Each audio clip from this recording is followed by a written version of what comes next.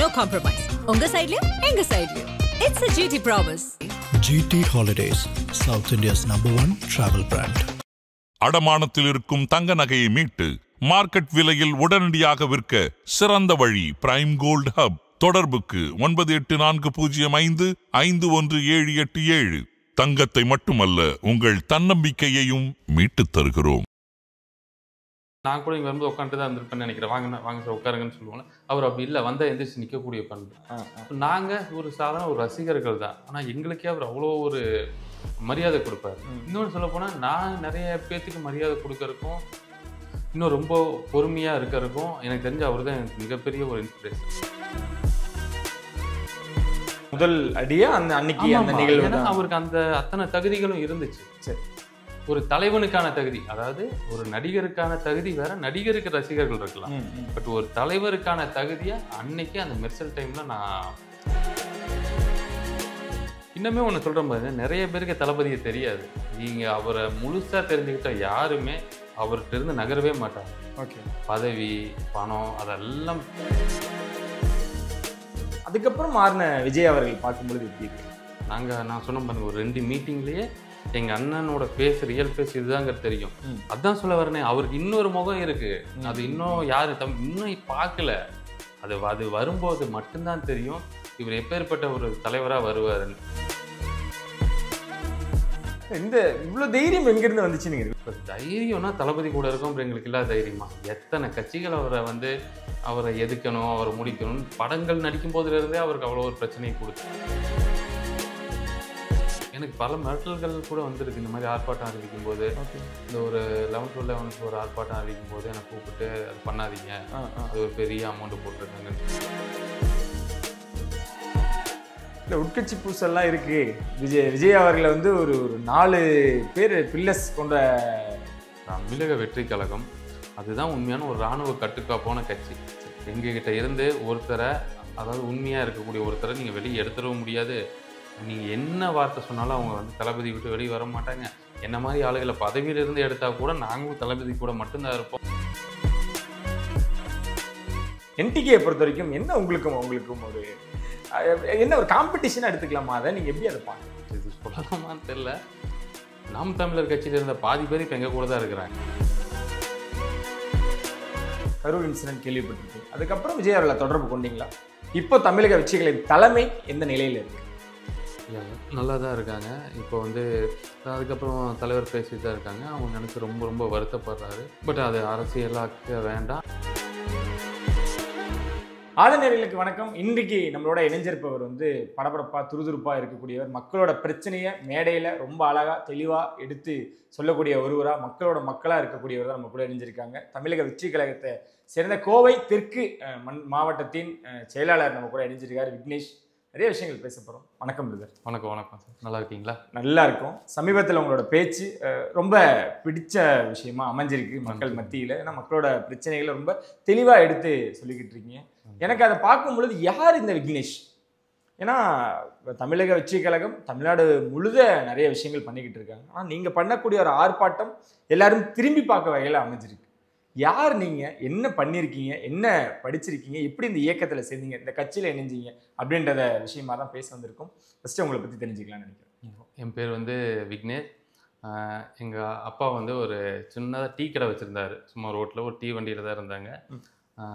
சின்ன வயசுலேருந்து கவர்மெண்ட் ஸ்கூல்லலாம் படிக்க வச்சு ஒரு கஷ்டப்பட்டு குடும்பம் தான். இன்னும் சொல்லப்போனால் ரோட்லேயே குடும்பமாக படுத்திருந்து வாழ்ந்த ஒரு குடும்பம் தான் நாங்கள். அப்புறம் ஒரு 2000 ரூபா வாடகை, அப்புறம் 4000 ரூபா வாடகை, அப்புறம் 8000 ரூபா வாடகை, அப்புறம் 12000 ரூபா வாடகை. இப்போ சொந்த வீட்டில் காரு எல்லாம் வைக்கிற அளவுக்கு எல்லா மட்ட வாழ்க்கையும் பார்த்து வளர்ந்த ஒரு பையனா. அப்படி நான் வளரும்போதே வந்து எனக்கு சின்ன வயசுலேருந்து, அதாவது சரியாக சொல்லணுன்னா நான் 10வது படிக்கும்போதுலேருந்து எனக்கு எங்கள் அண்ணன் மேலே, தளபதி மேலே ரொம்ப உயிர். என்னன்னு தெரியாது, ஒரு இனம் புரியாத ஒரு ஈர்ப்பு. ஸோ அப்படி வந்து அவரை பின்தொடர ஆரம்பித்தேன். அவர் படத்தெல்லாம் நானே வீட்டில் உட்காந்து வரைஞ்சிட்டு இருப்பேன். இன்னொன்று ரொம்ப இதாக டிப்ரெஷனாக இருக்கும், ஃபீலிங்கில் இருக்கும், வீட்டில் இருக்க பிரச்சனைகள் இருக்குன்னா அவரோட படமோ ஃபோட்டோவோ பார்த்தா ஒரு மாதிரி நமக்கு ஒரு பாசிட்டிவ் எனர்ஜி. சில பேருக்கு சில இதுனால ஒரு பாசிட்டிவ் எனர்ஜி வரும் மாதிரி எனக்கு அவர் முகத்தை பார்க்கும்போதே ஒரு பாசிட்டிவ் எனர்ஜி வரும். ஸோ அதை நோக்கி நகர்ந்துட்டு இருக்கும்போது தான் சரியா 2004 நான் வந்து ரசிகர் மன்றத்தில் இணைஞ்சேன். அப்போல்லாம் பார்த்தீங்கன்னா ரசிகர் மன்றம்னா மாதம் மாதம் அதாவது வருஷம் வருஷம் வந்து தலைவரோட பிறந்த நாளுக்கு, தளபதியோட பிறந்த நாள், தளபதி படம் ரிலீஸ் ஆகும்போது எங்களால் முடிஞ்ச சில நலத்திட்ட உதவிகள், அவரோட பிறந்த நாள் அன்னைக்கு பிறக்கிற குழந்தைகளுக்கு சின்னதாக மோதிரம், தங்க மோதிரம் போட்டு, ஸோ இந்த மாதிரி நாங்கள் பண்ணிட்டு இருக்கும்போது தான் 2009 தளபதி வந்து மக்கள் இயக்கமாக அதை அறிவிக்கும் போது அப்போ தான் எங்களுக்கு அப்போவும் சின்ன வயசு தான், அப்போவே ஒரு சூழல் புரிஞ்சுது. அப்போ எங்களுக்கு நாங்கள் புரிஞ்சுக்கிட்டது என்னென்னா, நம்ம சம்பாதிக்கிறதுல அட்லீஸ்ட் ஒரு 10% மற்றவங்களுக்கு செய்யணும். ஸோ அதுதான் வந்து நான் புரிஞ்சுக்கிட்டது பர்சனலாக மக்கள் இயக்கத்தோட நம்மளோட அடிப்படை நோக்கம் அப்படிங்கிற முடிவில் மாதம் மாதம் ஏதாவது ஒரு நோட்டு புக் வாங்கி கொடுக்கறது, இந்த குடம் வாங்கி கொடுக்கறது, இந்த ஜாமெண்ட்ரி பாக்ஸ் கேட்டால் வாங்கி கொடுக்கறது. ஸோ இந்த மாதிரி அந்த மக்கள் இயக்கத்துலேருந்து வளர்ந்துட்டு வந்தோம். மெர்சல் படத்துக்கு அப்புறம் எங்கள் களமே மாறிச்சு. எங்களை பல அரசியல் கட்சிகள் விமர்சனம் பண்ணும்போது தான் தெரிய வந்துச்சு, நம்ம வந்து ஒரு ரொம்ப சரியான திசையில் போயிட்டுருக்கோம். அப்போ நம்ம செய்ய வேண்டிய பணிகளை வேகமாக செய்யணுங்கிறத ஆரம்பித்து நிறைய டீம் சேர்த்திக்கிட்டோம். நாங்களும் என்ன மாதிரி எத்தனை பேர் தளபதி ரசிகர்களாக நற்பணி பண்ணணும்னு நினைக்கிற எல்லாத்தையும் ஒரு குழுவாக சேர்த்தி அவங்களோட பயணித்து மிகப்பெரிய நலத்திட்டங்களாக கோயம்புத்தூருக்குள்ளே நாங்கள் பண்ணியிருக்கோம். இன்னைக்கு வரைக்கும் பண்ணிட்டு தான் இருக்கும், அதை தொடர்ந்துட்டு தான் இருக்கும். சிறப்பு. அங்கே அதுதான் சொல்கிறேன், நேற்று கட்சியில் இணைஞ்சவர் இல்லை நீங்கள்? இல்லை ஆரம்ப காலகட்டத்திலேருந்து அவரோட பயணிக்க. ஆமாம். விஜய் அவர்களை முதல் சந்திப்பு ஞாபகம் இருக்கா? என்னைக்கு அவர் சந்திக்கிறீங்க? அந்த நிகழ்வை பற்றி தெரிஞ்சுக்கலாம். பிஎஸ்சி கம்ப்யூட்டர் சயின்ஸ் படிச்சிருக்கேன். ஓகே. அந்த பட்டம் வாங்கின நாள் என்ன கேளுங்க, எனக்கு தெரியாது. சரி. கொஞ்சம் அதிகப்படியாக இருந்தால் கூட ஒவ்வொரு மனுஷனுக்கும் தனக்குள்ள ஒரு உணர்வு இருக்கும்ல. ஸோ அந்த மாதிரி தான் முதல் வந்து போக்கிரி படம் அப்போது ரிலீஸ் ஆச்சு. ஹிலாரிக்கல்ஸ்ன்னு சொல்லி கோயம்புத்தூரில் இருக்க ஹிந்துஸ்தான் காலேஜுக்கு அவர் வரதா இருந்துச்சு. அப்போது ஜென்னி கிளப்பில் ஃபேன்ஸ் மீட் பண்ணுறாரு. நீங்கள் அவர் பார்த்தீங்கன்னா ரொம்ப தன்மையாக இருப்பார். நீங்கள் எவ்வளோ தடவை அவர் மீட் பண்ணியிருக்கலாம். பட் நான் வந்து அப்போ பார்க்கும்போது ரொம்ப சின்ன பையன். அந்த ஃபோட்டோஸ் கூடலாம் என்னோட இன்ஸ்டாவில் இருக்கும். ஓகே. அப்போ பார்க்கும்போது என்னை பார்த்துட்டு அப்போ நான் வந்து போக்கிரி படம் ரிலீஸும் போது நான் ஒரு சட்டு போட்டிருந்தேன். அந்த சட்டு பார்த்தீங்கன்னா அது போக்கிரி சட்டு மாதிரி இருக்காது. பட் அந்த காலத்தில் என்னால் வாங்க முடிஞ்சது அது போக்கிரி சட்டு நினச்சி போட்டு போகும்போது அவர் என்னை கேட்டார், என்னப்பா நீயும் போக்கிரியா அப்படின்னு கேட்டார். இப்போ யோசிச்சு பாருங்க, முதல் நாள் முன்னாடிலாம் நாளைக்கு அவர் கூட ஃபோட்டோ எடுக்க போகிறோம், அவரை பார்க்க போகிறோம், ஃபஸ்ட் டைம் லைஃப்பில் பார்க்க போகிறோங்கிற நிறைய கற்பனையில் போய் அவரை பார்த்து இதை பேசணும் அதை பேசணும் போகும்போது பேச்சே வராது. ஸோ அப்படி சூழ்நிலையில் அவர் என்கிட்ட பேசின அந்த வார்த்தை என்னால் இன்றைக்கும் மறக்க முடியாது. ஓகே. அடுத்த மீட், ஏன்னா இப்போ நடிகராக நீங்கள் மீட் பண்ணிருக்கீங்க, போக்கிரி ஒரு தலைவராக மீட் பண்ணுறோம், ஒரு சமூக ஆர்வலராக நீங்கள் நிறைய விஷயங்கள் பண்ணும்பொழுது சமூகம் சார்ந்து பேசக்கூடிய நிகழ்வு அது என்னைக்காவது மீட் பண்ணிருக்கீங்க? அதை பற்றின ஒரு மீட்டிங் ஞாபகம்? இதெல்லாம் வந்து நான் என்னோட ரசிகர் மனநிலையிலிருந்து பார்த்த சந்திப்பு. சரி. போக்கிரியில் பார்த்துருக்கேன், காவலனில் பார்த்துருக்கேன், அப்புறம் இது போக்கிரிக்கா வேலாயுதம்ல டைம் பார்த்துருக்கேன், குருவீடி படம் வரும்போது பார்த்துருக்கேன். ஸோ நிறைய அந்த படம் தான் பார்த்துட்டே இருந்திருக்கேன். இல்லை நான் சேலத்தில் வரும்போது பார்த்தேன், கேரளாவில் வரும்போது இந்த சரௌண்டிங் எங்கே வந்தாலும் நாங்கள் போயிடுவோம். ஓகே. அவரை பார்த்துட்டு தான் இருப்போம். ஸோ முதல் சந்திப்பு மெர்சல் படம். ஸோ அந்த மெர்சல் படம் தப்போ எங்களை கூப்பிட்டார் அடையாறில் ஒரு ஆஃபீஸு. அவர் வந்து பர்த்டேக்கு நாங்கள் நிறைய நலத்திட்டங்கள் பண்ணியிருந்தோம் தளபதி பிறந்தனால. அப்போ வந்து தமிழ்நாடு ஃபுல்லாக இவ்வளோ ஒரு நலத்திட்டம் யாருக்குமே பண்ணதில்லை, அதை வந்து நாங்கள்லாம் பண்ணியிருந்தோம். ஸோ அப்படி யாரெல்லாம் கொஞ்சம் நல்லா பண்ணனாங்க அவங்கெல்லாம் கூப்பிட்டு அப்ரிசியேட் பண்ணுவார் அவர். அப்போ அப்ரிசியேட் பண்ணும்போது போகும்போது தான் ஒரு 15 பேர் இந்த மாதிரி ஒரு ரொம்ப சிம்பிளான ஆஃபீஸ், இது கூட பெருசாக இருக்குன்னு நினைக்கிறேன் என் டேபிள் கூட. சரி. அவரது ரொம்ப சிம்பிளான ஒரு டேபிளில் எங்கள் எல்லாத்தையும் உட்கார வச்சு அப்போ பேச ஆரம்பித்தார். அப்போ பேசும்போது அவரோட அந்த பண்பு, அவரோட பணிவு, நீங்கள் அவரை பார்க்கறதுக்கு வெளியே ஒரு லட்சக்கணக்கான பேர் கோடிக்கணக்கான வெயிட் பண்ணிட்டு இருப்பாங்க. ஆனால் நாங்கள் உட்காந்ததுக்கப்புறம் தான் அவர் உட்காருவார். ஓகே. அவரு இப்படி உட்காந்துருக்கலாம், நான் கூட இங்கே வரும்போது உட்காந்துட்டு தான் இருந்திருப்பேன்னு நினைக்கிறேன். வாங்க சார் உட்காருங்கன்னு சொல்லுவாங்க. அவர் அப்படி இல்லை, வந்தால் எந்திரிச்சு நிற்கக்கூடிய பண்பு. நாங்கள் ஒரு சாதாரண ஒரு ரசிகர்கள் தான், ஆனால் எங்களுக்கே அவர் அவ்வளோ ஒரு மரியாதை கொடுப்பார். இன்னொன்று சொல்ல போனால் நான் நிறைய பேர்த்துக்கு மரியாதை கொடுக்கறதுக்கும் இன்னும் ரொம்ப பொறுமையாக இருக்கிறதுக்கும் எனக்கு தெரிஞ்ச அவர் தான் எனக்கு மிகப்பெரிய ஒரு இன்ஸ்பிரேஷன். ஓகே. ஸோ அதில் தான் அவரோட முதல் ஒரு அரசியலுக்கான உள்ள வரக்கான ஒரு ஸ்டெப்பா நான் அன்னைக்கு பார்த்தேன். முதல் அடியா அன்னைக்கு அந்த நிகழ்வு. ஏன்னா அவருக்கு அந்த அத்தனை தகுதிகளும் இருந்துச்சு. சரி. ஒரு தலைவனுக்கான தகுதி, அதாவது ஒரு நடிகருக்கான தகுதி வேற, நடிகருக்கு ரசிகர்கள் இருக்கலாம். பட் ஒரு தலைவருக்கான தகுதியை அன்னைக்கு அந்த மெர்சல் டைம்ல நான் பார்த்தேன் அவர்கிட்ட. அப்பவே நான் ரொம்ப இம்ப்ரெஸ் ஆயிட்டேன். எனக்கு ரொம்ப பிடிச்சிச்சு. அதுலேருந்து வெளியே வந்ததுக்கு அப்புறம் நான் எங்கள் வீட்டில் கூப்பிட்டு பேசினதெல்லாம் அளவே இல்லை. அந்த அளவுக்கு சந்தோஷமா இருந்துச்சு. இதுக்கப்புறம் என்னாச்சு அப்படின்னு சொன்னால், ஒரு தடவை பனையூர் ஆஃபீஸில் இதே மாதிரி தான் பயங்கரமான வெயில், அவரால் உட்காரவே முடியல, அந்த மாதிரி வெயில். ஆனால் அங்கேயும் நாங்கள் எல்லாம் சொல்லிட்டாருன்னு சொல்லிட்டு வர சொல்லிட்டாங்க. அங்கே ஃபேன் மட்டும்தான் இருந்துச்சு. அங்கே நாங்கள் ஒரு இதே மாதிரி தான் கோயம்புத்தூரில் தெற்கு மாவட்டத்தில் இருக்கிற அந்த கிணத்துக்கடவை தொகுதிட்டு இருக்க ஒரு 15 பேர் உட்கார வச்சாங்க. உட்கார வச்சுட்டு அவர் என்ன பண்ணிட்டாரு, உட்காந்துட்டு ஒவ்வொருத்தருக்கும் வந்து நாங்கள் உட்காந்த இடத்துல ஒவ்வொருத்தருக்கும் வந்து ஒவ்வொருத்தருக்கும் கையில் காஃபி கொடுக்குறாரு, ஸ்நாக்ஸ் கொடுக்குறாரு. கொடுத்துட்டு சாப்பிடுங்க ஃபர்ஸ்ட் அப்படிங்கிறாரு. நாங்கள் சாப்பிட்டதுக்கப்புறம் இப்போ பேசுங்க அப்படிங்கிறாரு. அந்த 13 பேர் அமைதியாகவே இருக்கும். எப்படி பேச முடியும்? திடீர்னு அவரை பார்த்துட்டு என்ன பேசுறது? சரி, கற்பனையில் என்ன வேணாலும் யோசிச்சிருக்கலாம். ஸோ அப்போ வந்து அவர் சில அரசியல் விஷயங்கள் பேசினார். அப்போ நாங்கள் அவர்கிட்ட கேட்டோம். ஓகே, ஒரு உண்மையவே கேட்டோம். ஆனால் நம்ம கண்டிப்பாக அரசியலுக்கு வருவோமா வரமாட்டோமா அப்படின்னாரு. அப்போ அவர் ஒரு பதில் எனக்கு சொன்னார். அது இன்னொரு நாள் நான் சொல்கிறேன். பட் அந்த பதிலே நான் முடிவு பண்ணிட்டேன். கண்டிப்பாக எங்கள் அண்ணன் அரசியலுக்கு வருவார். இவர் கூட நிற்கிற ஒவ்வொருத்தரும் சுயநலம் இல்லாமல் ஒரு ஆளுக்கு மட்டும்தான் இவர் கூட நிற்க முடியும். இதை சம்பாதிக்கணும், ஏமாற்றணுங்கிற யாருமே இவர் கூட இருக்க முடியாது அப்படிங்கிறத அவரோட 2-3 பதில் சொன்னார் எங்ககிட்ட. அதில் 100% தெரிஞ்சு. இன்னுமே ஒன்று சொல்கிற மாதிரி, நிறைய பேருக்கு தளபதியை தெரியாது. நீங்கள் அவரை முழுசாக தெரிஞ்சுக்கிட்ட யாருமே அவர்கிட்ட இருந்து நகரவே மாட்டாங்க. ஓகே, பதவி பணம் அதெல்லாம் இல்லை, தனி மனிதராக அவரை பார்த்தா தெரியும். ஆனால் அந்த காலம் அந்த சூழல் சீக்கிரமே தமிழ்நாட்டுக்கு வரும். நீங்கள் அந்த மீட்டிங் சொன்னீங்கல்ல, ஒரு 13 பேர் உட்காந்துருக்கீங்க, என்ன பிரச்சனை கோயம்புத்தூர்லேன்னு கேட்குறாருல, நினச்சில களம் மாறுது அப்படின்ற ஒரு விஷயம் வேறு. அவர் அப்சர்வ் பண்ணுறாரா? ஓகே, கோயம்புத்தூரில் இந்த பிரச்சனை இருக்குது, அந்த பிரச்சனை இவருக்கு தெரிஞ்சிருக்கு, அப்போ உங்களுக்கு மக்களோட அந்த கனெக்ட் இருக்குது அப்படின்றத அது ஒரு எக்ஸாம் மாதிரி அதை எடுத்துக்கலாமா? அந்த ஒரு மீட்டிங் எனக்கு இல்லை பிரதர், அதில் என்ன எங்களுக்கு சொல்ல வந்தார்னா, நம்ம வரலாம் ஓகே அப்படிங்கிறத ஒரு ஜஸ்ட் ஒரு ஹிண்டாக சொல்ல என் அண்ணன் சொல்ல வராரு. அவர் அதான் அந்த ஹிண்ட்டையே நாங்கள் வந்து ஒரு பெரிய தியரியாக எடுத்துக்கிட்டோம். அதுக்கு கீழே ஒர்க் பண்ண ஆரம்பித்தோம். சரி, நம்ம வந்தால் எப்படி இருக்கும், நம்மளோட அடிப்படை கட்டமைப்பு எப்படி பண்ணணும், அந்த கட்டமைப்பில் எங்கெங்கே யார் யாரெல்லாம் இருந்தால் சரியாக இருக்கும், இதில் பெண்கள் எவ்வளோ பேர் இருக்கணும், இளைஞர்கள் எவ்வளோ பேர் நம்ம இயக்கத்தில் சேர்த்தணும், இளைஞர்கள் மட்டும் வச்சு இயக்கம் நடத்திட முடியுமா, சரி அனுபவசாலிகள் எவ்வளோ பேரை சேர்த்தணும், அவங்க உண்மையாலுமே அனுபவம் வாய்ந்தவர்களா அப்படிங்கிறது அப்போ இருந்தே நாங்கள் அரசியல் படிக்க ஆரம்பித்தோம். ஓகே, அந்த மீட்டிங்லேருந்து எனக்கெல்லாம் நல்லா தெரியும். நான் வந்து ஒவ்வொரு கட்சியோட வரலாறு என்ன, இவங்க எப்போ வந்தாங்க, இந்த கட்சி ஏன் வந்துச்சு, நீதி கட்சி ஏன் வந்துச்சு, திராவிட முன்னேற்ற கழகம் ஏன் வந்துச்சு, திகாலேருந்து ஏன் அவங்க பிரிஞ்சு வந்தாங்க, அதிமுக ஏன் வந்துச்சு, தமிழ் மாநில காங்கிரஸ்லேருந்து ஏன் வந்துச்சு, இந்த மாதிரி அரசியலை நிறைய படிக்க ஆரம்பித்தோம். எதுவும் படிக்காமலாம் நம்ம களத்தில் இறங்கல நீங்கள். அதான் அதுக்கான ஒரு மேடை இருந்துச்சுன்னா ஓகே, எல்லாருமே எல்லாத்தையும் காட்டிக்கணும்லாம் இல்லை, அமைதியாக இருக்க யாருக்கும் எதுவும் தெரியாதுன்னு இல்லை.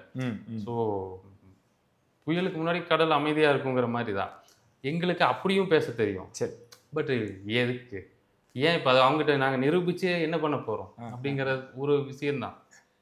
களத்தை ஓப்பன் பண்ணிட்டாரு, களத்தில் சந்திக்கலாம், களத்தில் இறங்கிட்டோம் அப்படின்ற விஷயம். அதுக்கப்புறம் அவர்கிட்ட இருந்த மாற்றங்கள் பார்த்துருக்கீங்களா? அதுக்கப்புறம் நிறைய மீட்டிங் மேடையிலேயே அவர் கூட பயணிச்சிருக்கீங்க.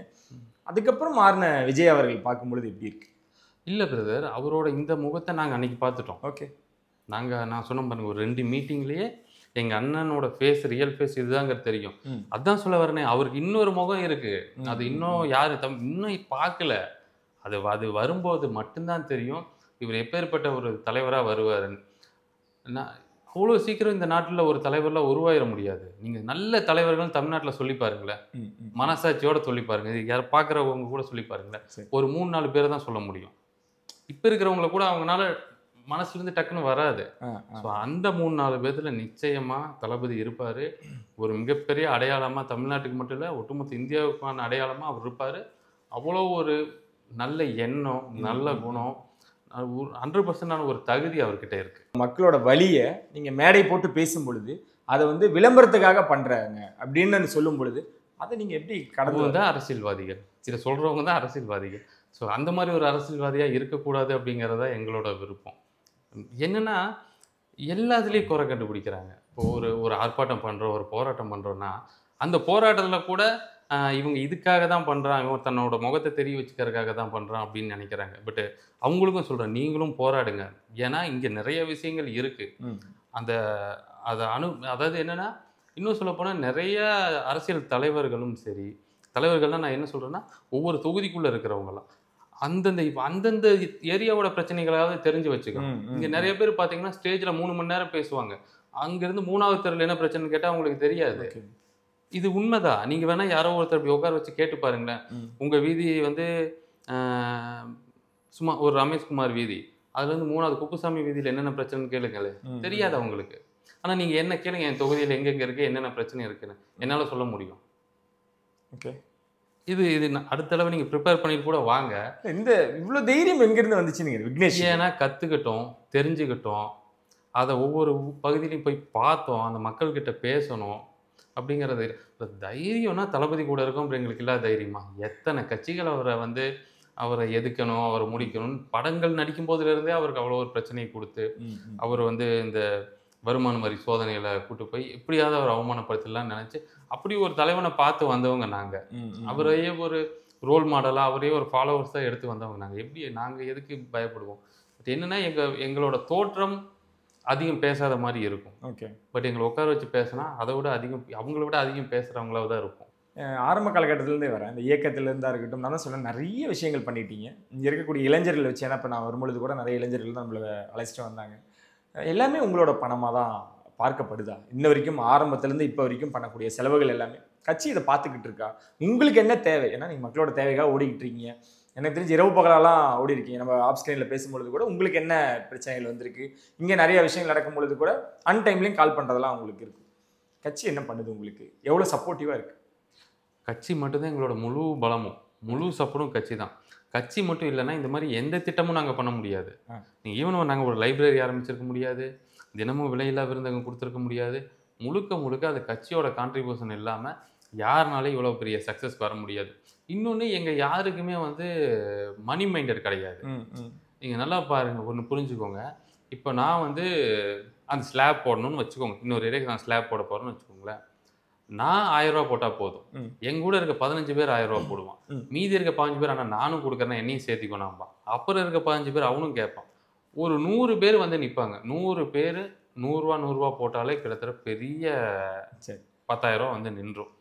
அதில் எங்களோட தலைமையோட சப்போர்ட்டும் நிச்சயமாக இருக்கும். பட் ஆனால் அவங்களோட ஒரே கண்டிஷன், இது சொல்லாமான்னு தெரியல, வெளியே சொன்ன பார்த்துக்கோ அப்படிங்கிறது தான் எங்கள் தலைமையும் சரி தலைவரும் சரி சொல்கிற ஒரு வார்த்தை. சரி, இல்லை அதுதான், நீங்கள் அந்த விஷயமா இருக்கும் பொழுது எல்லாருமே ஷேர் பண்ணி பண்ணலாம். நீங்கள் மக்களோட ஒவ்வொரு சின்ன பிரச்சனைகளும் தீர்வாக தான் எல்லாமே பண்ணிக்கிட்டு இருக்கீங்க. ஒரு முறை பண்ணலாம், இருமுறை பண்ணலாம் அப்படின்னு வரும்பொழுது தொடர்ச்சியாக பண்ணிக்கிட்டு இருக்கீங்களா? இந்த விலையில்லா விருந்தகம் அந்த மாதிரி ரொட்டி பால் திட்டம் இதெல்லாம் வரும்பொழுது கூட விக்னேஷ் ஏன் கை செலவு பண்ணணும், விக்னேஷ் சார்ந்தவங்க ஏன் பண்ணணும், ஏன் எவ்வளோதான் பண்ணுவீங்க அப்படின்னு ஒரு கேள்வி. பண்ண முடியாது இல்லை, அவ்வளோ பண்ணிட முடியுமா என்ன? எல்லாம் அப்படி பண்ண முடியாது. தலைமையோட சப்போர்ட் இல்லாமல் எப்படி பண்ண முடியும்? ஓகே, இதை நான் பதில் எடுத்துக்கிறேன். தளபதியோட சப்போர்ட் இல்லாமல் இங்கே அப்படி பண்ணவே முடியாது. சமூக வலைத்தளங்களில் அரசியல் பண்ணுறீங்க, இந்த விர்ச்சுவல் வாரியர்ஸ் இவங்க தான் கட்சியை கட்டமைக்கிறது, அது நீங்கள் பார்க்குறது ஒன்று, அந்த கமெண்ட்ஸும் உங்களுக்கு வருதா? நீங்கள் அதை எப்படி எடுத்துக்கிறீங்க? அது இல்லை, அது தளபதி பதிலில் தான் நான் எடுத்து போவேன். அதாவது தேவையில்லாத விஷயத்தை இக்னோர் பண்ணுங்க அப்படின்னு. ஏன்னா சில பேருக்கு பதில் சொன்னோன்னு வச்சுக்கோங்களேன், அதுவே நம்மளுக்கு முழு நேர வேலையாயிரும். இப்போது நான் அதில் என்னால் நிறைய பேர்த்தோட பேரை இப்போ சொல்ல முடியும். அது என்ன ஆகும்னா, நான் திருப்பி அவங்களுக்கு பதில் சொல்லிகிட்டே என் நேரத்தை வீண் பண்ணிட்டு இருக்குது. நான் பார்த்தீங்கன்னா, நீங்கள் இப்போ வரைக்கும் என்னோட மாவட்டத்தில் கிட்டத்தட்ட ஒரு 15க்கு மேலே ஆர்ப்பாட்டம், போராட்டம், கலெக்டரை மனு கொடுக்கறது, இதெல்லாம் பண்ணியிருக்கேன். ஒரு வழக்கு என் மேலே பதிஞ்சிருக்காங்க. ஸோ இத்தனையும் பண்ணியிருக்கேன். நான் இந்த நேரத்தை அங்கே போய் செலவிடாமல் ஸோ இந்த மாதிரி ஆளுகளுக்கு பதில் சொல்லிட்டு இருந்தேன்னு வச்சுக்கோங்க. விர்ச்சுவல் வாரியர்ஸ் என்ன எங்கள் கட்சியோட கொள்கையை எடுத்து சொல்கிறாங்க, தலைவர் எங்கே போகிறாரு, எங்கே வராரு, மக்கள் எங்களை பார்த்து என்ன நினைக்கிறாங்க, எங்களை வேற மாதிரி சித்தரிக்கிறவங்களுக்கு அவங்க சரியான பதில் கொடுத்துட்ருக்குறாங்க. அந்த பதிலை எதிர்கொள்ள முடியாதவர்கள் ஒரு தாழ்வு மனப்பான்மையில், குற்ற உணர்ச்சியில் டக்குன்னு எங்கள் மேலே 19 இப்படி ஒரு பிரச்சனையை சொல்கிறாங்க. ஓகே, இந்த வழக்குகள், ஏன்னா எனக்கே ரொம்ப ஷாக்காக இருந்துச்சு, விக்னேஷ் மேலே எத்தனை வழக்குகள் இருக்குது, எதுக்காக பதியப்பட்டிருக்கு? இல்லை அது ஒரே 2 வழக்கு தான். ஒரே 2 வழக்கு இல்லை, அது மனப்பான்மை வேணுன்ற. ஏன்னா இப்போது எல்லாருக்குமே தெரிஞ்சது ஒரே இன்சிடென்ட் மட்டும் தான் சிலர் சொல்லுவீங்க. நாங்கள் உண்மையால வழக்குக்கு பயந்து வரல. நான் இப்போவும் சொல்கிறேன், ஒரு வழக்கு போட்டால் தாவேக்காவோட மாவட்ட செயலாளர் இல்லை, தாவேக்காவோட கிளை செயலாளர் கூட சந்தோஷம் தான் போடுவான். இன்னொன்று, தளபதிக்காக ஒருவேளை அப்படி ஒரு சூழல் வந்துச்சுன்னா நான் ரொம்ப சந்தோஷமாக தான் உள்ளே போவேன். ஏன்னா நாங்கள் தப்பு பண்ணிட்டு போகிறதில்ல, மக்களுக்கு நல்லது பண்ணுறத தடுக்கணுங்கிறதுக்காக எங்கள் மேலே பொய் வழக்கு மட்டும்தான் போட முடியும். எங்கள் மேலே இவன் திருடிட்டான், இவன் இந்த ஊழல் பண்ணிட்டான், இவன் இங்கே பணம் வாங்கிட்டான் அப்படின்னு எங்களுக்கு சொல்லிடவே முடியாது. ஸோ அப்படி ஒரு சிறைக்கு போகிறதில்ல உண்மையாலும் என்னை பொறுத்த வரைக்கும் நான் ரொம்ப சந்தோஷப்படுவேன். அப்படி ஒரு காலம் நான் ரொம்ப பெருமையாகவும் நினைப்பேன். என் தளபதிக்காகவும், தமிழக வெற்றி கழகத்துக்காகவும், இந்த தமிழ்நாட்டு மக்களுக்காகவும் உள்ள வழக்கு வாங்கி போகிறது. ஸோ எதுக்கு வழக்கு போட்டாங்க அப்படின்னு சொன்னால், இந்த போத்தனூரில் பொள்ளாச்சியில் வள்ளுவர் திடல்னு சொல்லி ஒரு ஏரியா, அந்த வள்ளுவர் திடல் பின்னாடி நான் பேசியிருப்பேன். வள்ளுவர் திடல் பின்னாடியே வந்து ஒரு ஒயின் ஷாப் ஓப்பன் பண்ணுறாங்க. எங்களை சொல்கிறாங்க இந்த மாதிரி ஒயின் ஷாப் ஓப்பன் பண்ணுறாங்கன்னாங்க. எப்பவுமே நான் ஒரு ஆர்ப்பாட்டமோ போராட்டமோ சொல்லும் முன்னாடி நான் அங்கே போய் பார்ப்பேன். ஓகே. சரி அது உண்மையா பொய்யா, அது சட்டத்துக்கு உட்பட்டு தான் இருக்குது அப்படின்னு பார்க்கும்போது அது சட்டத்துக்கு உட்பட்டே இல்லை. அது இங்கே ஒரு கடை இருக்குது, ஜஸ்ட் ஆப்போசிட்டில் ஒரு கடை இருக்குது, பக்கத்துலேயே ஒரு பள்ளிவாசல் இருக்குது, இந்த பக்கம் கோயில் இருக்குது, அது ஒரு கடைவீதி பகுதி. இன்னைக்கு வரைக்கும் அந்த கடை நடந்துட்டு தான் இருக்குது. அதை ஒன்றும் பண்ண முடிய மாட்டேங்குது. மறுபடியும் அதுக்கு யோசிச்சுட்டு இருக்கோம். சரி. அந்த கடையை பார்த்துட்டு இது தப்பு, இதுக்கு வந்து ஆர்ப்பாட்டம் அறிவிக்கணும்னு சொல்லி ஒரு வாரத்துக்கு முன்னாடியே மனுவில் எழுதி கொடுத்துட்டோம். கரெக்டாக முதல் நாள் நைட்டு போலீஸ் என்ன பண்ணுறாங்கன்னா எவ்வளோ பேர் வருவாங்கன்னு அவங்க முதல்ல கண்காணிக்கிறாங்க. ஸோ அவங்களோட ரிப்போர்ட் படி கொஞ்சம் அதிக பேர் வர மாதிரி இருந்தால் முதல் நாள் நைட்டு கூப்பிட்டு நீங்கள் வராதிங்க, கேன்சல்னு சொல்லிடுறாங்க. நான் அப்படி கேன்சல் லெட்டர் கொடுத்தப்போ கூட சரி இது ஒரு மக்களுக்கு நல்லது தானே, ஒரு விழிப்புணர்வாக இருக்குமேன்னு சொல்லிட்டு நான் அங்கே போய் பேசிட்டு கோயம்புத்தூர் கூட வரல. அதுக்கு முன்னாடி என் மேலே பொள்ளாச்சியில் 2 வழக்கு போட்டிருக்காங்க. ஓகே. அதுக்கான சம்மன் கொடுக்குற கூட இடையில கூப்பிட்டாங்க, போயிட்டு வந்தேன். இல்லை அதுதான் எல்லாருக்குமே இது புதுசாக இருக்குது. உங்கள் மேலேயும் வழக்கு பதியப்பட்டிருக்கு அப்படின்றப்போ தலைமைக்கு நீங்கள் அறிவிச்சிங்களா? அவங்களுக்கு இந்த விஷயங்கள் எல்லாமே தெரியுமா? தலைமைக்கு அறிவித்தோம். தலைமைட்டு கவனமாக இருப்பா, அவனுக்கு வேறு ஏதாவது உதவின்னா சொல்லு, நான் இங்கேருந்து உடனே அனுப்புகிறோம் அப்படின்னாங்க. இல்லைண்ணா இதில் நாங்களே பார்த்துக்கக்கூடிய அளவுக்கு தான் வளர்த்து கட்டமைப்பு வச்சுருக்கோம். ஏன்னா எங்களோட வழக்கறிஞர் அணி கட்டமைப்பும் ஒவ்வொரு மாவட்டத்திலும் ரொம்ப ஸ்ட்ராங்காக தான் இருக்கும். அதனால் ஒரு பெரிய அரசியல் கட்சிக்கு என்னென்ன தேவையோ அது எல்லாமே நாங்கள் வச்சுருக்கோம். எனக்கு பல மிரட்டல்கள் கூட வந்திருக்கு. இந்த மாதிரி ஆர்ப்பாட்டம் அறிவிக்கும் போது, இந்த ஒரு 11-11 ஒரு ஆர்ப்பாட்டம் அறிவிக்கும் போது என்னை கூப்பிட்டு அது பண்ணாதீங்க, அது ஒரு பெரிய அமௌண்ட் போட்டிருக்காங்கன்னு சொன்னது. இன்னொரு இஷ்யூக்கு வந்து ஒருத்தர் மூலமாக, என்னோட நண்பர் மூலமாக வந்து அவருக்கு என்ன வேணும்னு சொல்லுங்கள், மாதம் ஏதாவது பண்ணிடலாம், இதை பற்றி பேச வேண்டாம்னு சொல்லுன்னு சொன்னதும். ஸோ இந்த மாதிரி நிறைய விஷயங்கள் எனக்கு அப்படி வந்திருக்கு. ஓகே. உங்களுக்கும் பேசியிருக்காங்க. ஓகே. நான் அதை என்னோட ஸ்டேஜில் கூட சொன்னேன், இன்னும் இதன் வாயிலாக தெரிவிச்சுக்கிறேன், இன்னொரு தடவை அப்படி யாராவது பேரம் பேசுகிற மாதிரி என்கிட்ட வராதிங்க, வந்தீங்கன்னா அதை ரெக்கார்ட் பண்ணி நீங்கள் சோசியல் மீடியாவில் போட்டு விட்டுருவேன், அப்புறம் மாட்டிக்குவீங்க அப்படின்னு சொல்லியிருக்கேன். ஸோ அந்த மாதிரி நான் வந்து எப்படின்னா இப்படி ஒரு குதிரைக்கு லாடம் கட்டின மாதிரி இப்படி தான் நான் போயிட்டே இருக்கேன். நான் எங்கே எது யார் என்ன அதெல்லாம் பார்க்கறதில்ல. என்னால் இந்த மக்களுக்கு தமிழக வெற்றி கழகத்தோட மூலமாக இந்த மக்களுக்கு என்ன பண்ண முடியுமோ அதை மட்டும்தான் நான் சிந்திச்சுட்டு இருக்கேன். தேவையில்லாத எதையுமே நான் பார்க்கவும் மாட்டேன், சிந்திக்கவும் மாட்டேன். நிறைய பேர் இந்த கமெண்ட்லாம் கூட பார்ப்பேன், சாரி கமெண்ட்லாம் கூட போடுவாங்கன்னு சொல்கிறத கேட்பேன். ஆனால் அதை கூட நான் போய் பார்க்க மாட்டேன். ஏன் பார்த்துட்டு அதனால நமக்கு என்ன பிரயோஜனம்? பாராட்டினாலும் சரி திட்டினாலும் சரி, அதை ஏன் போய் அதை கவனிச்சுட்டு செய்யாத செஞ்சுட்டே இருக்கலாம் அப்படிங்கிறது. 2 மாநில மாநாடு, பரப்புரை பிரச்சாரங்கள் எப்படி இருக்குது? விஜயோட அந்த வேகம், அவரோட அந்த பயணம் அப்படின்றது தெளிவாக இருக்கிறதா பார்க்குறீங்க? 200% தெளிவாக இருக்குது. ஓகே. நீங்கள் இன்னைக்கு நிலைமைக்கு நீங்கள் எடுத்துட்டீங்க அப்படின்னா மக்கள் வந்து ரொம்ப அபரிமிதமாக நம்ப ஆரம்பிக்கிறாங்க தலைவரை. என்னென்னா மிகப்பெரிய கேப்பு தமிழ்நாட்டில் இருக்குது. அதாவது நான் அப்படியே சொன்ன மாதிரி நல்ல தலைவர்கள் வந்து இப்போ ரொம்ப பஞ்சமான ஒரு சூழலில் மிகப்பெரிய தலைவராக ஒருத்தர் உருவெடுத்து வரும்போது அவரை வந்து அரவணைக்கிறதுக்கு மக்கள் காத்துக்கிட்டு இருக்கிறாங்க. ஸோ அப்படி ஒரு பெற்ற தலைவராக வந்து தளபதி எல்லாருமே பார்க்குறாங்க. அந்த மாநாட்டோட ஒரு விஷயம் சொல்கிறேன் பாருங்களேன், இந்த 2 மாநாட்டுக்குமே சேர்த்தியே சொல்கிறேன். ஒரு மாநாடுன்னா ஒரு கூட்டம் சேர்க்கணுன்னா ஒரு கட்சி என்ன பண்ணுன்னா, எனக்கு தெரிஞ்ச ஒரு கட்சி கூட ஒரு 1.25 கோடி ரூபா நார்மல் ஒரு இதுக்கு செலவு பண்ணாங்க, 2 தொகுதிக்கு சேர்த்தின்னு ஒரு தகவல் என்கிட்ட சொன்னாங்க. ஆனால் எனக்கு எவ்வளோ செலவாயிருக்கும்னு நினைக்கிறீங்க இந்த மதுரை மாநாட்டுக்கு? இங்கிருந்து மக்கள் பார்த்தீங்கன்னா குறைஞ்சபட்சம் எனக்கு தெரிஞ்சு எப்படி பார்த்தீங்கன்னாலும் தொகுதிக்கு 100 வண்டி வருது. ஓகே. எப்படி பார்த்தாலும் ஒரு 7,000-8,000 பேர் என்னோட மாவட்டத்திலேருந்து வந்திருப்பாங்க. எனக்கு எவ்வளோ செலவாயிருக்கும் தெரியலீங்களே, சும்மா சொல்லுங்களேன். லட்சங்கள், சில லட்சங்களாக இருக்க வாய்ப்புகள் இருக்குது. எனக்கு தெரிஞ்சு 36,000 ரூபாய் எனக்கு செலவாச்சு. ஏன் செலவாச்சுன்னா, நான் மாநாட்டுக்கு ஒரு வாரத்துக்கு முன்னாடி நான் அங்கே இருந்தேன். என்னோட ஹோட்டல் செலவு, என்னோட சாப்பாடு செலவு, என்னோட கார் பெட்ரோல் பங்க், நான் 3 பேர் போயிருந்தோம். எங்களோட கார் பெட்ரோல் செலவு மட்டும்தான். இதை தாண்டி எனக்கு எந்த செலவுமே கிடையாது. அது நீங்கள் தான், அது உங்களோட செலவுகள் மட்டும்தான் நீங்கள் பார்த்து, செலவு மட்டும்தான் நான் பார்த்துக்கிட்டேன். மீதி எல்லாரும் அவங்கவுங்க. இதில் என்ன ஒரு பிரச்சனைனா, நிறைய பேர் என் மேலே கோவத்தில் இருக்கிறாங்க. அதாவது நான் என்ன பண்ணிட்டேன், வண்டி அதாவது 100 வண்டி மட்டும் புக் பண்ணதில்ல. பலர் வந்து என்னென்னா அவங்க பணம், நாங்களும் வராங்க எங்களுக்கும் வண்டி வேணும்னாங்க. நான் அங்கே இருக்கேன், என்னால் புதுசாக ஒரு வண்டியை பிடிக்க முடியல. நான் அதாவது பணம் கொடுத்தே நம்மளை கூப்பிட்டு போக மாட்டேங்கிறானேங்கிற கோவத்தில் இன்னும் நிறைய பேர் என் மேலே இருக்கிறாங்க. ஸோ அப்படி ஒரு எழுச்சியாக எந்த கட்சிக்கு இப்படி போயிருப்பாங்க? சரி எனக்கு தெரிஞ்சு உங்களுக்கு எனக்கு ஒரே வயசு தான் இருக்குன்னு நினைக்கிறேன். இவ்வளோ வருஷத்தில் நம்ம அப்படி எதாவது பார்த்துருக்கோம்? இல்லை, இது வரைக்கும் இல்லை. ஆனால் இதுக்கு முன்னாடி இருந்திருக்கும். ஒன்று பேரறிஞர் அண்ணாக்கு இருந்திருக்கலாம், கேப்டன் அவர்களுக்கு இருந்திருக்கு, பெருந்தலைவர் காமராஜருக்கு இருந்திருக்கலாம், புரட்சி தலைவர் எம்ஜிஆருக்கு இருந்திருக்கலாம், புரட்சி கலைஞர் கேப்டனுக்கு இருந்திருக்கலாம். அந்த காலங்கள் முடிஞ்சிருச்சு. அதுக்கப்புறம் இப்படி தான் மக்கள் வந்து தன்னெழுச்சியாக ஒரு அரசியல் மாற்றுறதுக்காக கிளம்பி வராங்க. அரசியல் மாற்றம் அப்படின்றதுக்காக எம்ஜிஆர் அவர்களையும் கேப்டன் அவர்களையும் பெயரை பயன்படுத்துறது அப்படின்றத நீங்க எப்படி பாக்குறீங்க? ஏன் அவங்க பொது சொத்து. எம்ஜிஆர் யாரு? எம்ஜிஆர் பேரை யார் இவங்க தான் பயன்படுத்துன்னு சொல்ல முடியுமா? மகாத்மா காந்தி பேர் அப்படி சொல்லிட முடியுமா? நேரு ஐயா பேர் அப்படி சொல்லிட முடியுமா?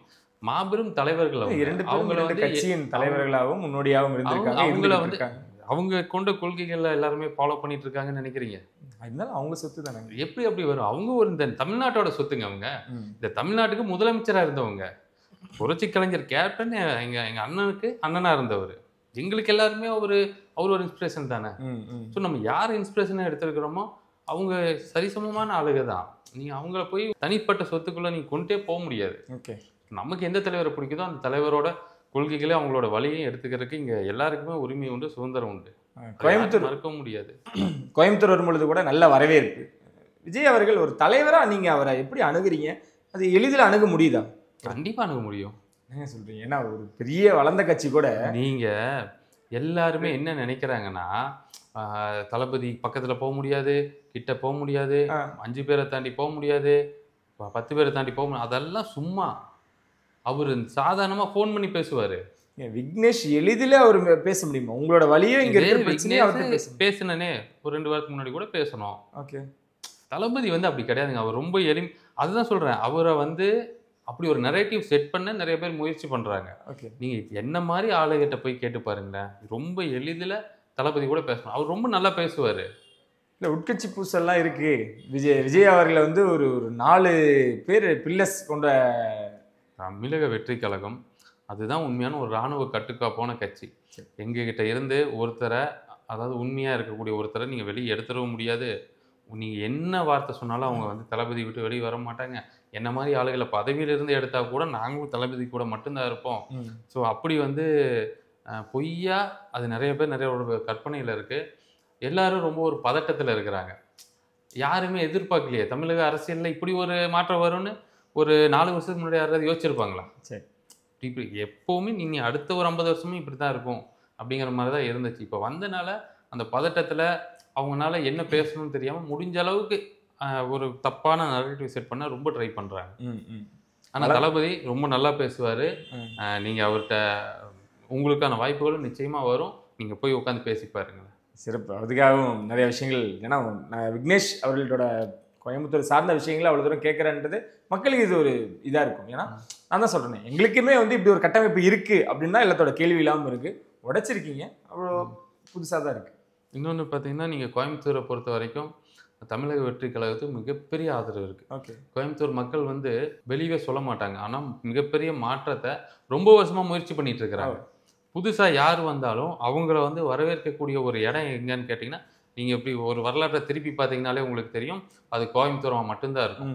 எல்லா தலைவர்களும் ஃபஸ்ட்டு முக்கியமான தலைவர்களாக கோயம்புத்தூரில் வந்து நின்று அவங்களோட மிகப்பெரிய ஒரு கூட்டத்தை நிரூபிச்சிருக்கிறாங்க. அவ்வளோ ஒரு ஓட்டு வங்கியை அவங்க வந்து இங்கே வந்து பதிவு பண்ணிட்டு போயிருக்கிறாங்க.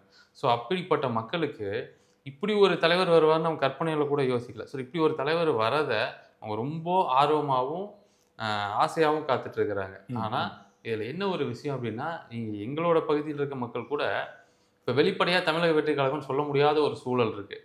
என்னன்னு கேட்டிங்கன்னா, ஒன்றும் இல்லை, ஒரு இடத்துல வந்து ரொம்ப ஒரு கிராமமான மதுக்கரைக்குள்ளே ஒரு ஏரியாவில் அந்த பையன், நம்ம கட்சிக்கார பையன், வீட்டுக்கு முன்னாடி கொடி கட்டினோடனே தண்ணி விட மாட்டேன்ட்டாங்களாம். ஓகே, போய் கேட்டதுக்கு உங்கள் ஆட்சி வரும்போது சொல்லு, நான் தண்ணி விடுறேன் அப்படின்னு சொன்னாங்களாம்.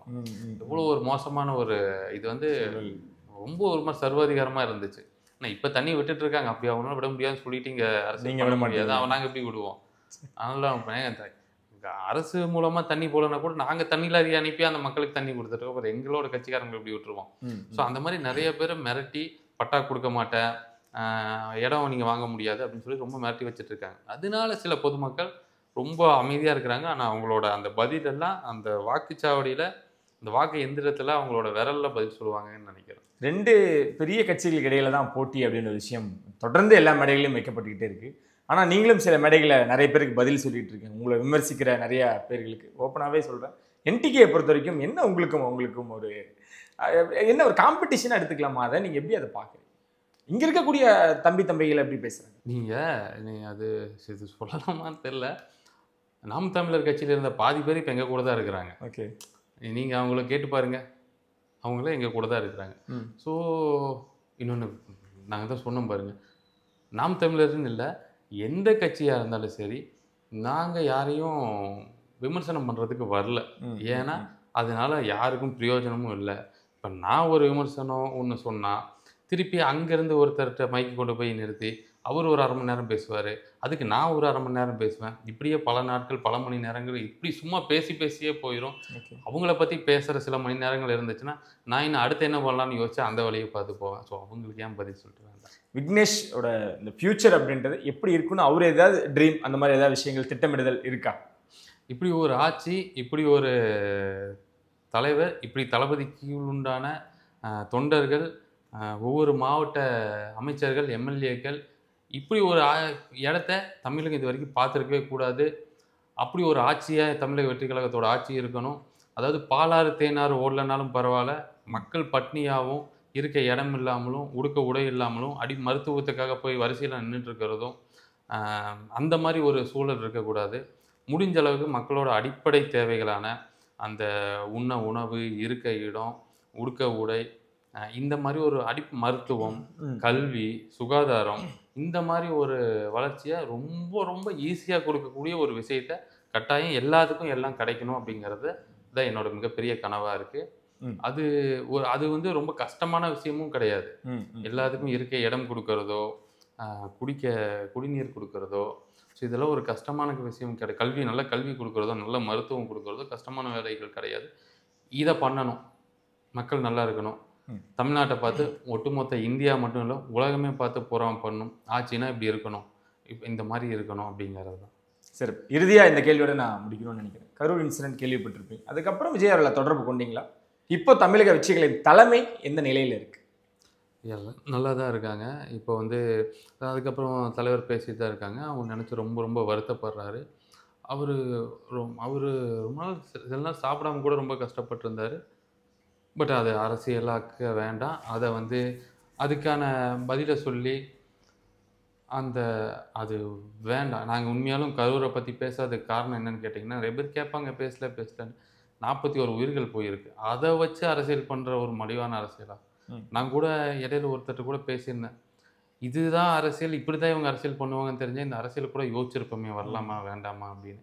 பட் ஆனால் இவ்வளோ ஒரு மோசமான அரசியலை பார்த்ததுக்கப்புறம் நிச்சயமாக இது எல்லாத்தையுமே ஒழிக்கணும், இது எல்லாத்தையுமே அடக்கணும், இதுக்கெல்லாம் ஒரு நல்ல தலைவன் வேணும், நல்ல தலைமை வேணும், நல்ல ஒரு ஆட்சி வேணுங்கிறதுல ரொம்ப தீவிரமாகவும் வேகமாகவும் இருக்கும். முன்னை விட இப்போ நாங்கள் வந்து ஒரு படி சுறுசுறுப்பாகவும் அதாவது பாதுகாப்பாகவும் ரொம்ப வேகமாகவும் இருக்கும். சிறப்பு, அதுவே நடக்கணும். நாங்களும் எங்களோட விருப்பம் கூட. ரொம்ப நன்றி. நன்றி. நினைச்சு நம்ம சந்தி மாதிரி உங்களை தேடி நிச்சயமா.